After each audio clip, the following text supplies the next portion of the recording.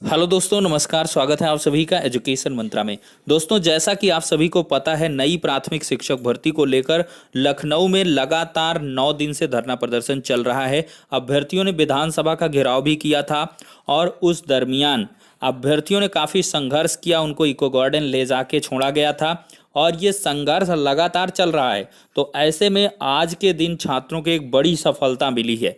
छात्रों के 5 सदस्यीय प्रतिनिधि मंडल को बुलाया गया था और इनकी जो मुलाकात हुई वो डीजी महोदया अनामिका मैम से हुई है। और अनामिका मैम ने बहुत सारी चीज़ें, जैसे कि कमेटी की रिपोर्ट, नई प्राथमिक शिक्षक भर्ती के रिक्त पदों पर विज्ञापन, इन सभी मुद्दों पर खुली परिचर्चा की है। और इस परिचर्चा के दौरान काफ़ी सकारात्मक चीज़ें निकल के आई हैं और शासन स्तर की मंशा क्या है, इस पर भी यहाँ पर आपको सूचना मिलने वाली है।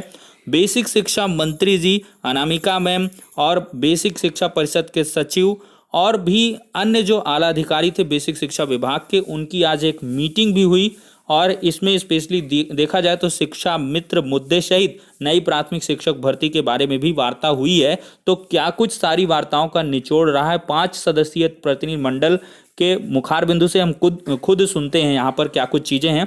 तो वीडियो अटैच कर रहे हैं। सभी साथियों को शुभ संध्या। आज आप सबको पता होगा कि प्रशासन द्वारा आज डीजी महोदया से मिलवाने के लिए कहा गया था, जिसमें वार्ता क्रम इस प्रकार है। सबसे पहले उनसे कहा गया कि हम सब प्रशिक्षित हैं और 3 साल से प्रशिक्षण पूर्ण हो चुका है, अभी तक प्राथमिक शिक्षक भर्ती नहीं आई है। जहां पर डीजी महोदय ने कहा इस मामले में संज्ञान में है और इस पर शासन स्तर पर चर्चा हो रही है। उसके बाद दूसरा सवाल ये किया गया कि सरकार ने सुप्रीम कोर्ट के हलफनामे में 51,112 पद पे सुप्रीम कोर्ट ने हलफनामा दिया है, जिस पर अभी तक भर्ती नहीं दी गई है। जिसमें मैडम ने बोला है देखिए इस मामले को संज्ञान में है, हम इस बारे में अगली बैठक में चर्चा करेंगे और जैसा भी होगा आप सबको बताएंगे। और उन्होंने कहा कि धरने को स्थगित कर दें, लेकिन धरना हमारे द्वारा बोला गया कि धरना अनवरत चलेगा जब तक लिखित रूप से विज्ञापन नहीं जारी हो जाता, जब तक हम सबकी मांगों को पूरा नहीं हो जा सकता। मैं निवेदन करना चाहता हूं साथियों, आप सब इसी तरीके से अनवरत धरने में भीड़ बढ़ाए रखें। आज कहीं ना कहीं बैठक हुआ, यहाँ पर कहीं ना कहीं सकारात्मक चीज़ें निकल के आ रही हैं। हम सबकी मांगों को शिक्षा मंत्री जी के सानिध्य में है और साफ रूप से आज स्पष्ट हो गया बात कि हम सब जरूर जीतेंगे, लेकिन संख्याएं बल घटनी नहीं चाहिए। मैं आपको रजत सिंह पुनः आश्वस्त करता हूं कि आप सब अधिक से अधिक संख्या में अनवरत धरने में सम्मिलित हों। हम सब जरूर जीतेंगे और हम सब जरूर 2022 में नियुक्ति पत्र हासिल करेंगे।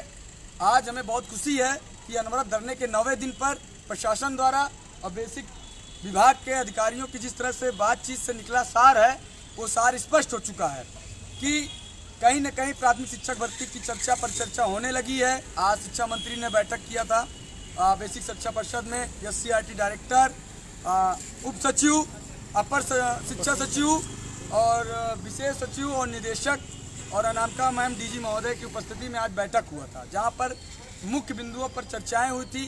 शिक्षा मित्रों के बिंदु पर और रिक्त पदों पर और कुछ अन्य बिंदुएं थे, लेकिन हमारा मामला है कि प्राथमिक शिक्षक भर्ती का विज्ञापन पे। तो प्राथमिक शिक्षक भर्ती का मामला पर आज चर्चा हो रही है और कहीं ना कहीं हम सब जरूर जीतेंगे। लेकिन सरकार की मंशा शिक्षक भर्ती का जो विज्ञापन आचार संहिता से पहले से देने से मंशा नहीं है, वो सब मैडम की बातों से यही लग रहा है कि तैयारियां हो चुकी है, कमेटी रिपोर्ट भी दे दी है, लेकिन कहीं ना कहीं चुनाव के बाद इनकी देने की मंशा है। अगर हम सब इसी तरीके से, जिस तरीके से आज कमेटी की रिपोर्ट आ गई है इनके पास, जिस तरीके से शिक्षक भर्ती मामले पर चर्चा हो रही है, इनके कहीं ना कहीं मामला ये है कि ये चुनाव के बाद देना चाह रहे हैं। लेकिन अगर चुनाव के बाद देंगे तो जरूर मसला अटकाएंगे, भर्ती लंबित होगी काफ़ी दिन के लिए। हम सबको संघर्ष करना, लड़ना है, जीतना है, जिसके लिए हर हाल में आचार संहिता से पहले विज्ञापन जारी करना होगा। अनामिका मैडम ने साफ शब्दों में कह दिया है कि आप सब धरना खत्म करिए। हम सब इस मामले को संज्ञान में लिए हैं और जरूर इसका हल निकालेंगे। तो हम निवेदन करना चाह रहे हैं कि आप सब अनवरत धरने में ज़्यादा से ज़्यादा संख्या में पढ़ें। कहीं ना कहीं आज जीत रहे हैं और कहीं ना कहीं हम सबकी मांग पूरी हो रही है, इसलिए निवेदन करता हूँ कि जल्द अनवरत धरने में संख्याएं बढ़ाएं। हटाओ जाए साथियों, अनामिका मैम जी से, मानिता जी से ये भी कहा गया कि जो कमेटी आपके लोगों को बनाई गई थी, उस कमेटी का क्या हुआ? तो उन्होंने कहा कि कमेटी ने 2 बार रिपोर्ट भेज दिया है। हमने कहा मैम उसके लिए कमेटी तो नहीं बनानी पड़ेगी खोजने के लिए, बोले नहीं 2 बार रिपोर्ट आ चुकी है और इस पर चर्चा चल रहा है। और हमारे संज्ञान में ये भी है कि आप इको गार्डन में सो रहे हैं तो आप ठंडी में न सोइए। नई शिक्षक भर्ती का आज शिक्षा मंत्री द्वारा चर्चा भी किया गया है। लेकिन साथियों, अगर हम लोग ठंडा पड़ जाएंगे तो ये चुनाव के बाद देने के प्लान में है, लेकिन अगर हम लोग संघर्ष करेंगे तो चुनाव के पहले इन लोग को विज्ञापन जारी करना पड़ेगा। धन्यवाद।